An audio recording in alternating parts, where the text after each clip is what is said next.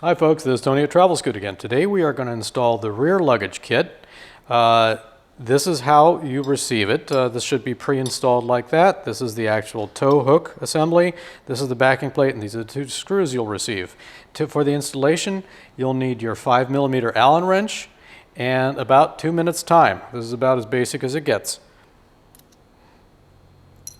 So let's go ahead and take the backing plate and place it over your backrest elbow. You can of course do this on a workbench or on a table. The backrest does not have to be installed on the scooter, but we're going to do this pretty simply because there ain't much to it, folks. Get the screw started. No need to tighten it quite yet.